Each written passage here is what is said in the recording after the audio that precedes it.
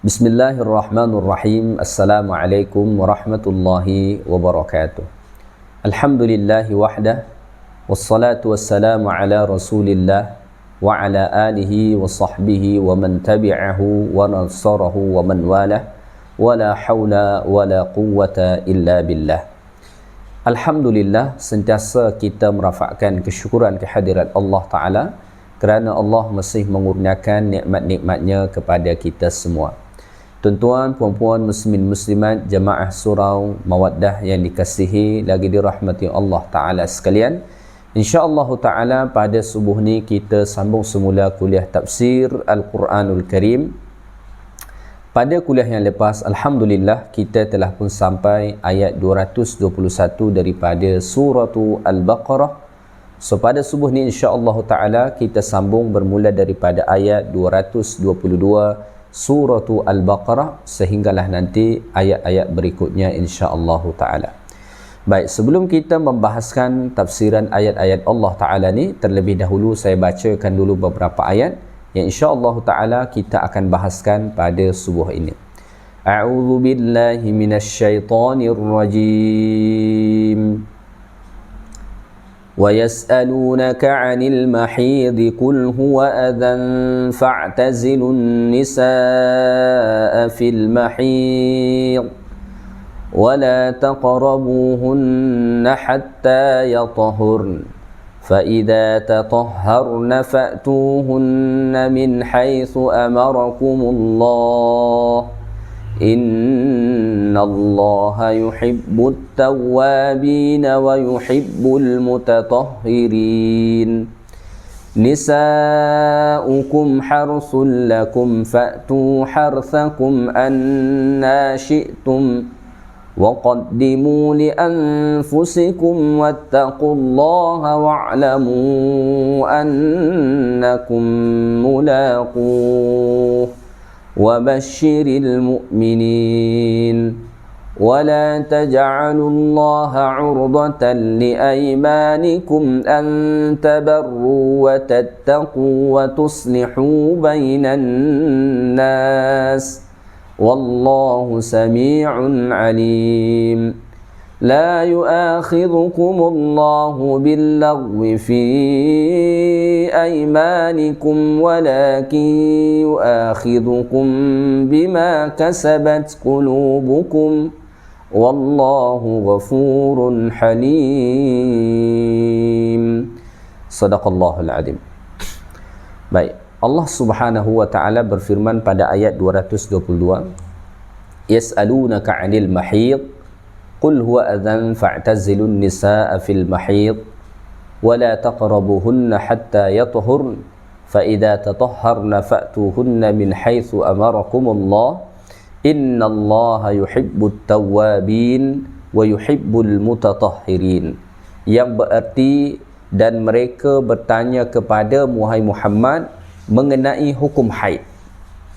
Katakanlah, darah haid itu satu benda yang menjijikkan dan mendatangkan mudarat. Oleh sebab itu, hendaklah kamu menjauhkan diri dari perempuan dalam masa datang haid itu. Dan janganlah kamu hampiri mereka sebelum mereka suci. Kemudian apabila mereka sudah bersuci, maka datangilah mereka menurut jalan yang diperintahkan Allah Subhanahu wa taala kepada kamu.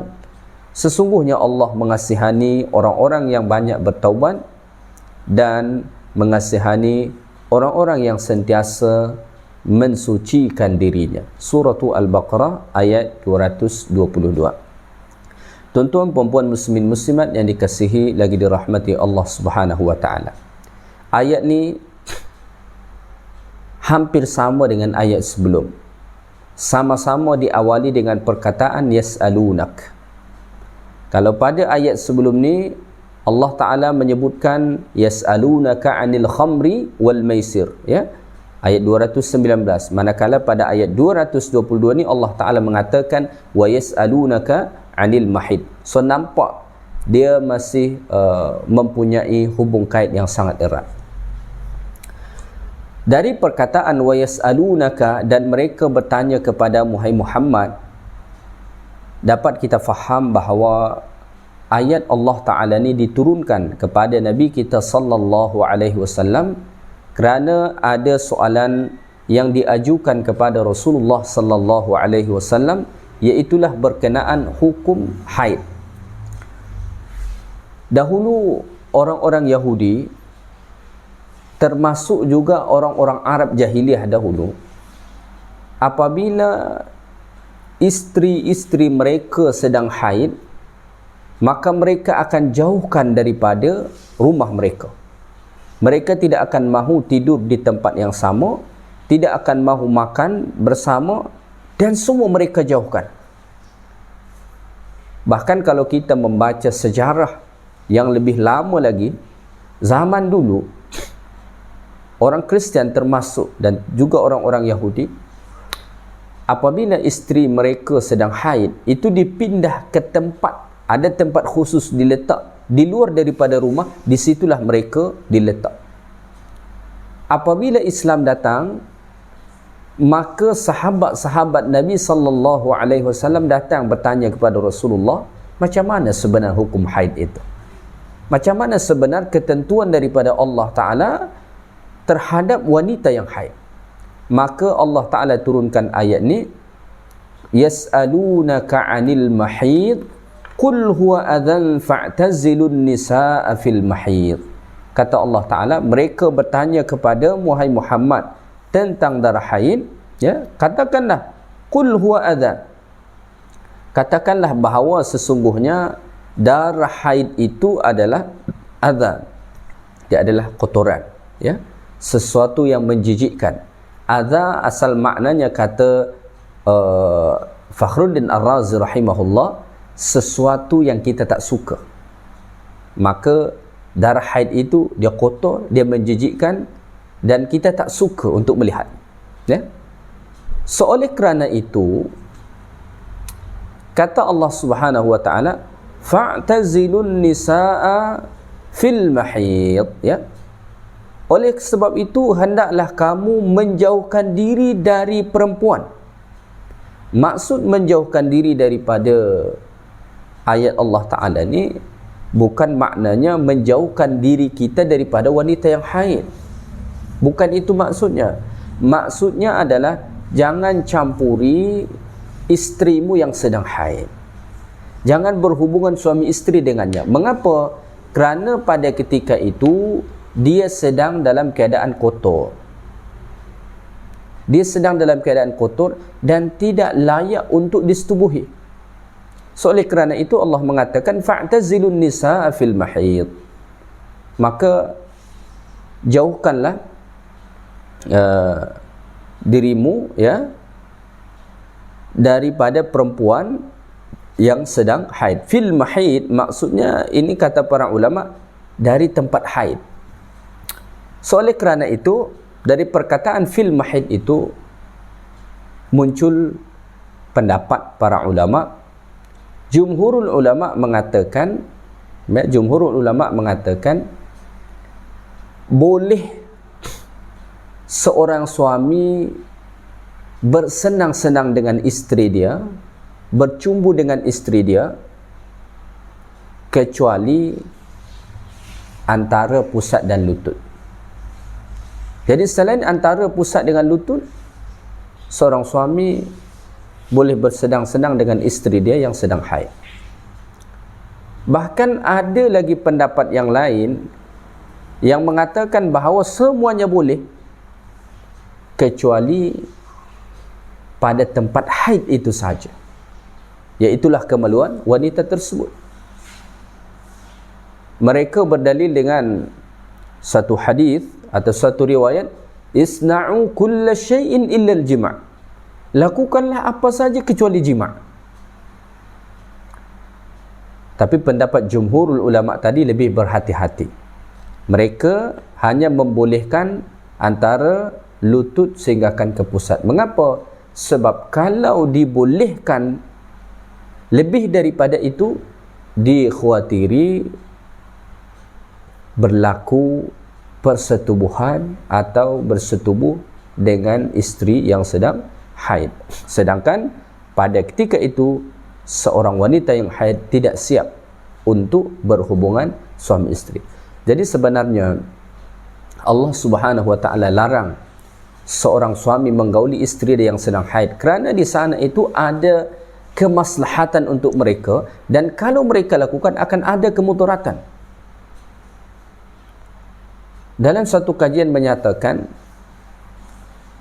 seorang suami yang menggauli isteri dia dalam keadaan haid itu boleh menyebabkan penyakit sama ada pada isteri dan juga pada suami dia.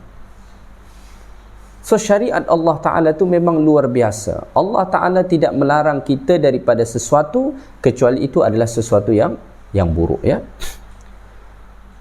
So itu hukum pertama yang Allah Ta'ala sebut. Kemudian Allah Ta'ala mengatakan wala taqrabuhunna hatta yatahurna, dan janganlah kamu dekati isteri-isteri itu sehinggakanlah mereka suci, ya, sehinggakanlah mereka suci. Maksudnya janganlah kamu jima. Jadi maksud wala taqrabuhunna dekat sini yang diterjemah secara bahasa dan janganlah kamu mendekati mereka, ini maksudnya janganlah kamu berhubungan suami isteri, ya, hatta yatahurn, sehinggakan mereka suci,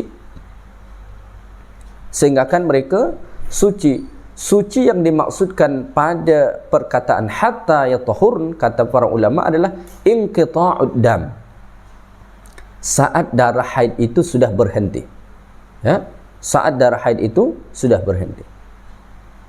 Kemudian Allah Ta'ala mengatakan fa idza tatahharna, apabila mereka telah bersuci, artinya apabila mereka telah mandi. Jadi pertama tadi darah terputus, dah berhenti darah haid, kemudian mereka mandi, maka Allah Ta'ala kemudian mengatakan fa'tuhunna min haitsu amarakumullah, maka datangilah mereka daripada sisi yang diperintahkan oleh Allah Subhanahu wa Ta'ala. Jadi dekat sini pun ada sebenarnya khilaf dalam kalangan ulama, tetapi jumhur ulama mengatakan seorang isteri yang haid hanya boleh digauli suami dia ketika mana darah haid itu sudah berhenti dan isteri dia itu juga telah mandi wajib daripada haid itu, barulah boleh digauli. Namun ada setengah ulama yang memandang asalkan sudah berhenti haid, berhenti darah haid, walaupun belum mandi boleh. Tapi pendapat yang paling kuat adalah pendapat pertama tadi, mestilah darah haid itu sudah berhenti, kemudian dia mandi, barulah suami boleh menggauli isteri dia. Maka Allah Ta'ala mengatakan fa'tuhunna min haitsu amarakumullah. Kalau itu semua dah selesai, darah dah terhenti, isteri dah mandi, maka datangilah wahai suami-suami akan isteri-isterimu min haitsu amarakumullah, daripada sisi yang Allah Ta'ala perintahkan kamu, iaitulah kepada kemaluan isteri. Sebab itulah tempat istimta', tempat suami untuk bersenang-senang, itulah tempat yang Allah Ta'ala perintahkan, bukan pada tempat yang lain, ya. Kemudian Allah Ta'ala mengatakan innallaha yuhibbut tawwabin wa yuhibbul mutatahhirin, sesungguhnya Allah Ta'ala amat mencintai orang-orang yang bertaubat daripada dosa-dosa mereka, daripada kesalahan-kesalahan yang lalu yang pernah mereka lakukan, ya, seperti tidak mahu bergaul sama sekali dengan isteri mereka saat haid, diasingkan, tak mahu makan bersama. Allah Ta'ala maha menerima taubat, dan Allah mencintai orang-orang yang bertaubat daripada kesalahan mereka yang lalu-lalu. Wa yuhibbul mutatahhirin, dan Allah Ta'ala amat menyukai orang-orang yang bersuci, ya, orang-orang yang sentiasa menyucikan dirinya, sama ada menyucikan anggota zahir maupun anggota batin. Maka Allah Ta'ala suka akan hal tersebut, ya. Jadi ayat 22 ni, ini bercerita, 222 ni, ini bercerita tentang hukum hakam berkenaan tentang haid, yang mana pertama Allah mengatakan haid itu adalah sesuatu yang menjijikkan, kotor, yang tak disukai. Kemudian Allah Ta'ala mengatakan janganlah menggauli isterimu pada tempat haid itu saat dia haid, artinya tidak boleh berhubungan suami isteri, ya. Tetapi misalnya dia mencium isteri, bercumbu dengan isteri, khususnya selain antara lutut dengan pusat, itu dibolehkan, ya. Kemudian ketentuan dia ialah wala taqrabuhunna hatta yatahurna. Seorang suami tidak boleh mendekati isteri-isteri dia, ataupun dengan erti tidak boleh menggauli isteri dia sehinggakanlah isteri itu berhenti daripada haid dan telah mandi. Kalau dah mandi, bolehlah dia menggauli isteri dia, tetapi pada tempat yang dibolehkan Allah Ta'ala, iaitulah pada kubul, bukan pada dubur yang diharamkan oleh Allah Subhanahu wa Ta'ala. Kemudian Allah Ta'ala mencintai orang-orang yang bertaubat atas dosa-dosa mereka pada masa yang lalu, dan Allah mencintai orang-orang yang sentiasa menyucikan diri mereka daripada kotoran zahir maupun kotoran batin. Baik, kita teruskan ayat 223. Allah Ta'ala berfirman, nisa'ukum harthul lakum fa'tu harthakum anna syi'tum wa qaddimu li anfusikum wattaqullaha wa'lamu annakum mulaquh wa basyiril mu'minin. Yang berarti isteri-isteri kamu adalah sebagai kebun tanaman kamu. Oleh itu, datangilah kebun tanaman kamu menurut cara yang kamu sukai, dan sediakanlah amal-amal yang baik untuk diri kamu, dan bertakwalah kepada Allah, serta ketahuilah bahawa sesungguhnya kamu akan menemui Allah Ta'ala pada hari akhirat kelak. Dan berilah khabar gembira, wahai Muhammad, kepada orang-orang yang beriman. Dekat sini Allah Ta'ala mengatakan, nisa'ukum harthul lakum fa'tu harthakum anna syi'tum. Isteri-isteri kamu itu adalah sebagai kebun tanaman kamu. Allah Ta'ala mengumpamakan isteri-isteri itu seperti tempat kita bercucuk tanam, seperti kebun, ya. Mengapa? Kebun itu tempat kita menanam dan kemudian tumbuh apa yang kita tanam. Isteri juga tempat kita menanam benih, kemudian lahirlah daripadanya zuriat, keturunan. Itu sisi persamaan dia, sehingga kan Allah mengatakan isteri itu adalah harthul lakum, ia ibarat kebun bagi kamu, tempat bercucuk tanam bagi kamu, ya. So Allah Ta'ala mengatakan nisa'ukum harthul lakum, isteri kamu itu adalah ibarat kebun bagi kamu. Fa'tu harthakum anna syi'tum, maka datangilah kebunmu daripada mana sahaja yang kamu kehendaki. Nak datang daripada sebelah utara, boleh. Nak datang daripada sebelah selatan, boleh. Nak datang daripada sebelah timur, boleh. Sebelah barat juga boleh. Daripada atas, boleh. Daripada bawah, boleh. Tak ada masalah. Sebab ia adalah kebun kamu. Ayat Allah Ta'ala ni, sebagaimana disebut dalam riwayat hadis, ya, ini turun berkenaan tentang orang-orang Yahudi. Dulu orang-orang Yahudi itu mengatakan, idza atar rajulum ra'atahu fi qubuliha min duburiha ja'al walad ahwal. Kata mereka, kalau ada suami menggauli isteri dia pada kemaluan, tetap pada kemaluan, cuma daripada belakang, menurut orang Yahudi nanti akan lahir anak mata juling. Ini keyakinan orang Yahudi, sehingga kan mereka tidak membolehkan atau melarang orang menggauli isteri daripada belakang, walaupun tetap ke kubul, walaupun tetap kepada kemaluannya. Oleh kerana itu Allah Ta'ala turunkan ayat ini sebagai satu bantahan kepada mereka.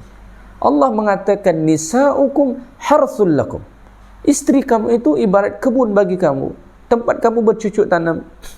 Fa'tu harthakum anna syi'tum, kamu boleh datangi dari mana saja yang kamu sukai. Dari hadapan boleh, daripada belakang boleh, daripada samping boleh, daripada atas boleh, daripada bawah boleh, mana-mana. Yang penting tetap ke tempat yang dibolehkan Allah Subhanahu wa ta'ala. Tak ada masalah.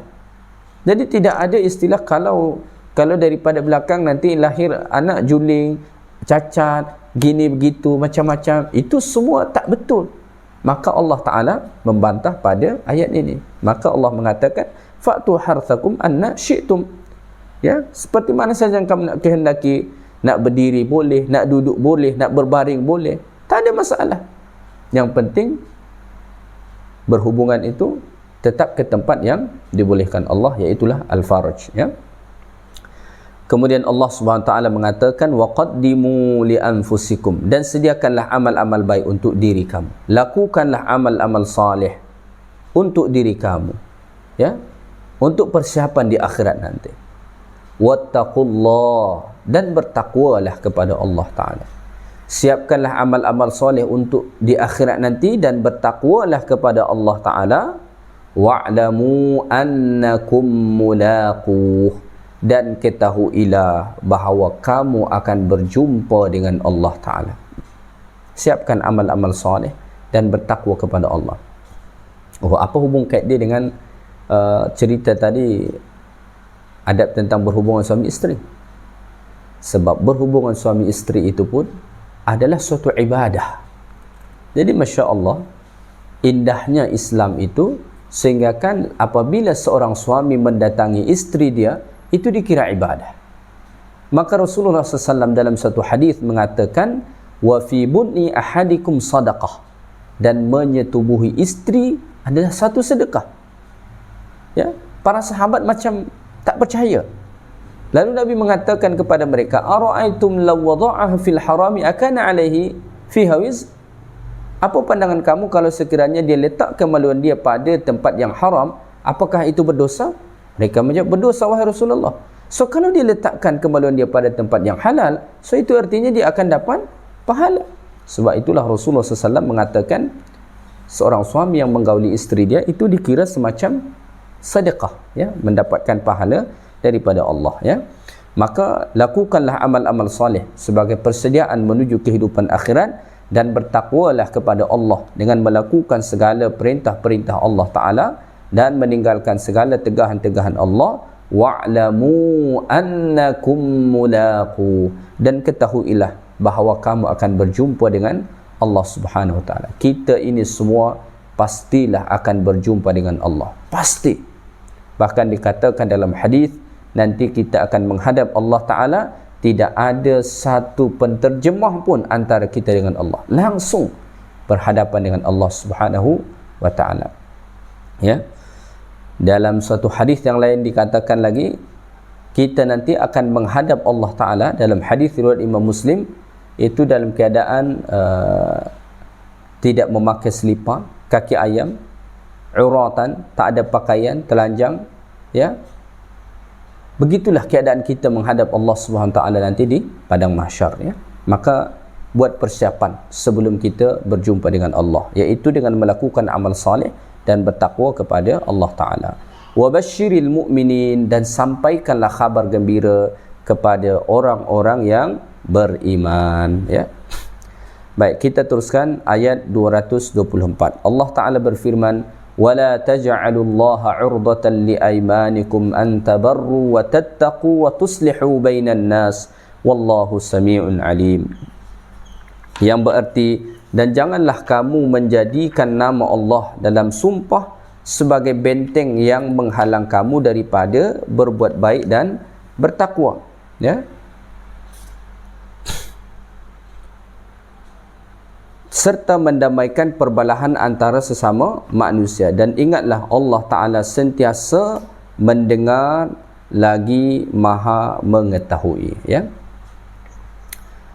Ayat Allah Ta'ala ni, dekat sini Allah Subhanahu Wa Ta'ala melarang, ya, la taj'alullaha 'urdatan li aymanikum, ya. Dan janganlah kamu menjadikan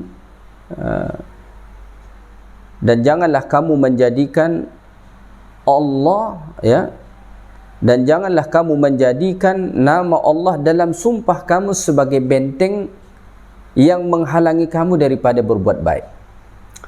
Jadi jangan jadikan sumpah itu dengan menyebut nama Allah sebagai penghalang kita untuk buat baik.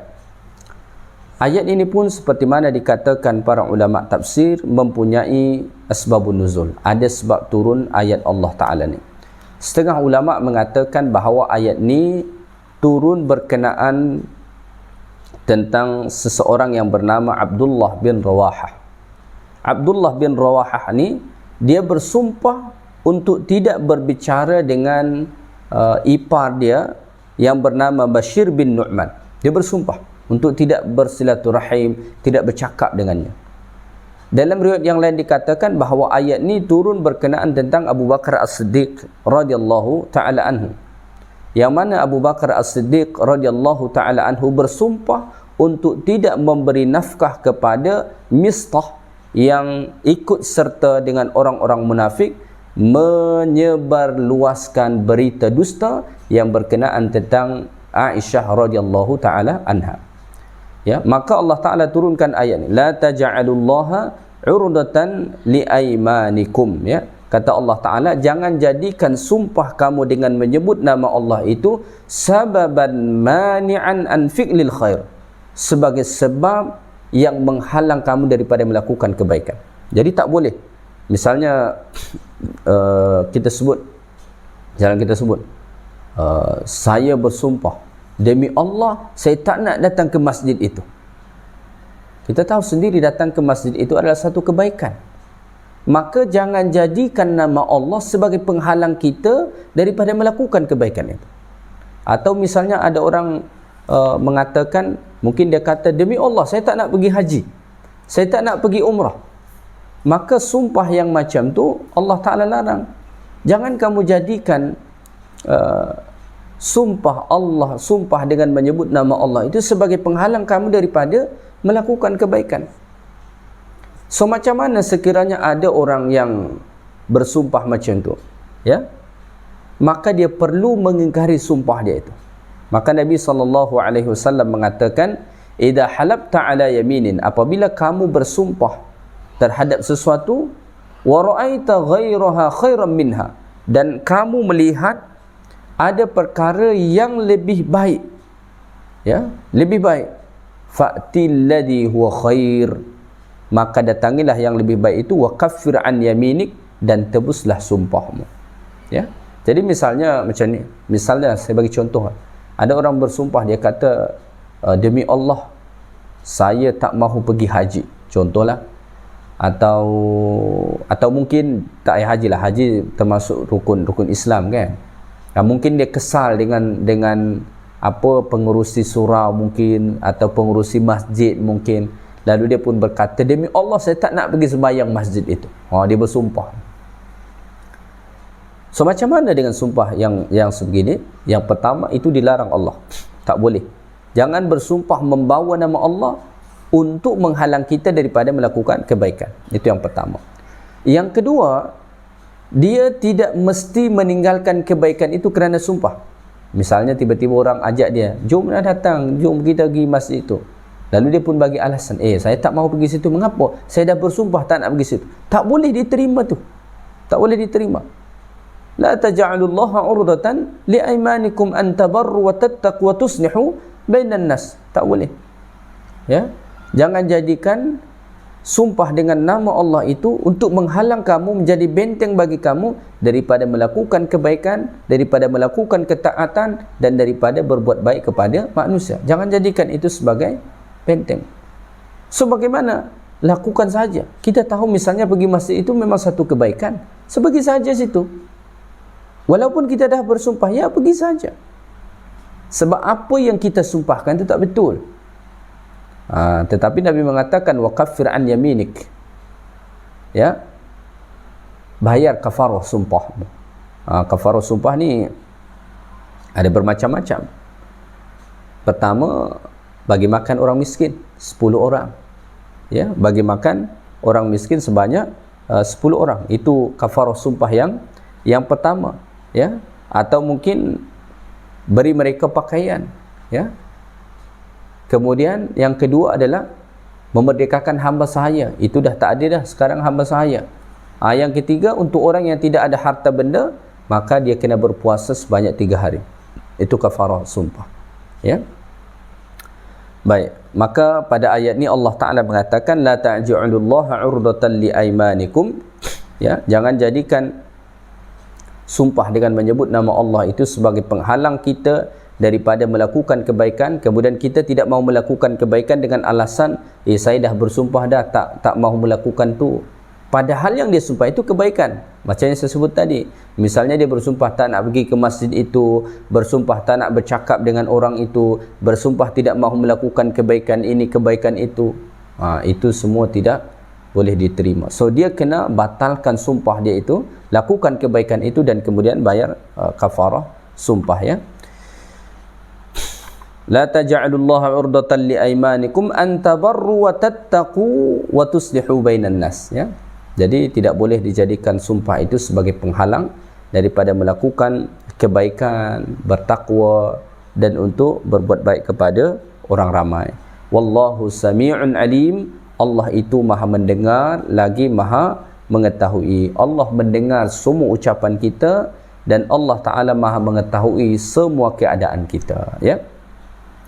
Baik, kita teruskan ayat 225. Allah Ta'ala berfirman, لا يؤاخذكم الله باللغو في أيمانكم ولكن يؤاخذكم بما كسبت قلوبكم والله غفور حليم. Allah tidak mengira kamu bersalah tentang sumpah yang tidak dimaksudkan untuk sumpah, tetapi ia mengira kamu bersalah dan akan mengenakan hukuman dengan sebab sumpah yang diusahakan, disengajakan oleh hati kamu dengan niat bersumpah. Dan ingatlah, Allah maha pengampun lagi maha penyabar ataupun maha lembut, maha baik Allah Subhanahu wa ta'ala, ya. Baik, ayat Allah Subhanahu wa ta'ala ni menjelaskan la yu'akhidhukumullahu billaghwi fi aymanikum, ya. Maksudnya Allah Ta'ala tidak akan menghukum kamu, ya, atas apa yang diucapkan oleh lisan kamu, ucapan sumpah, tetapi min ghairil qasdil halam, tapi tujuannya bukan sumpah. Misalnya ada orang dia mengatakan wallahi, billahi, tallahi, sekadar ucapan lisan dia saja. Apakah itu akan mendapatkan hukuman daripada Allah? Mesti membayar kafarah? Jawapannya tidak, ya. Kalau mungkin kita mendengar orang-orang Arab bercakap, mereka suka mengucapkan wallahi, ya, suka sebut wallahi.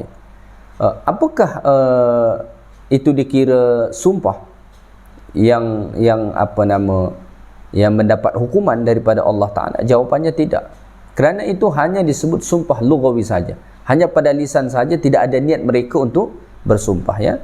Sehingga kan misalnya ada seseorang mengatakan bala wallahi, benar demi Allah dia kata, atau la wallahi, tidak demi Allah, wala yaqsidu bi al-yamin, dan tidak memaksudkan itu sebagai sumpah, maka itu tidak berdosa dan tidak akan mendapatkan hukuman apa-apa daripada Allah Ta'ala. Tidak ada kafarah, ya. Itu disebut dengan sumpah lughawi, ya.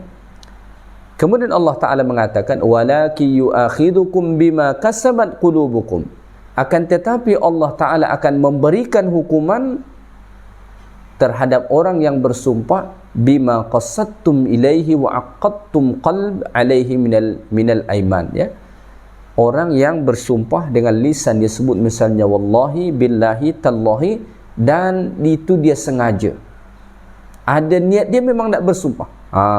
Kalau orang yang sebegitu, maka akan mendapat hukuman daripada Allah. Di dunia ni ada kafarah dia, seperti misalnya memberi makan, memerdekakan hamba sahaya, ataupun memberi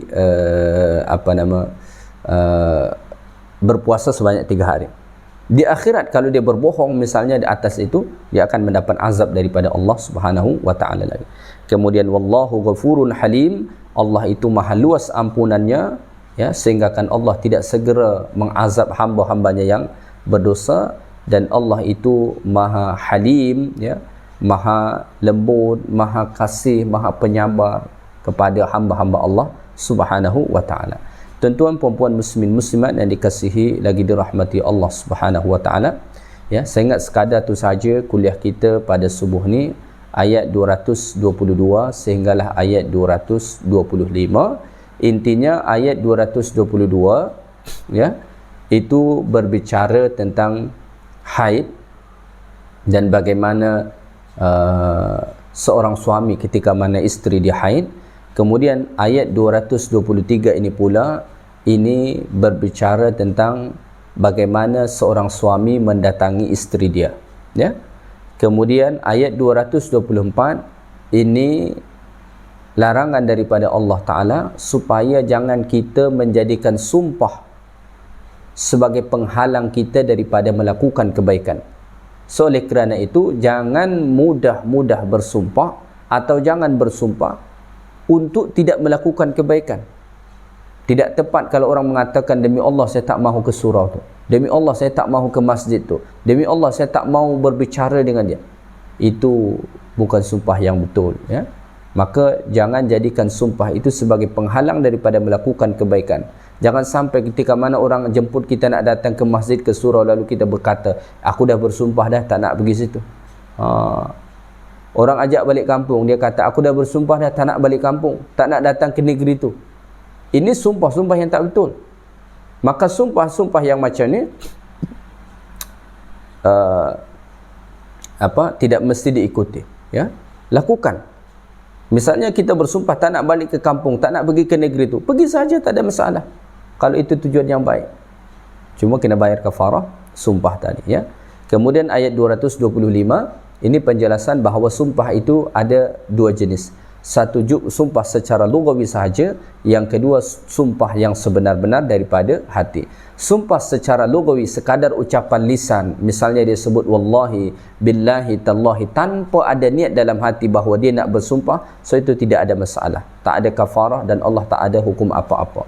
Tetapi yang kedua, Allah Ta'ala akan memberikan hukuman andai kata seseorang itu memang dia bersumpah sungguh-sungguh dan ada niat daripada hati dia. Di dunia ni ada kafarah, di akhirat, ya, dia akan mendapat azab daripada Allah sekiranya ia bersumpah dengan sumpah yang palsu, ya. Baik, saya ingat sekadar tu saja kuliah kita pada subuh ni. Moga-moga apa yang kita bincangkan, kita bahas daripada ayat-ayat Allah Ta'ala ni bermanfaat untuk kita semua. Yang baik daripada Allah Ta'ala, segala yang kurang daripada saya. Subhanakallahumma bihamdik, asyhadu an la ilaha illa anta, astaghfiruka wa atubu ilaik. Assalamualaikum warahmatullahi wabarakatuh.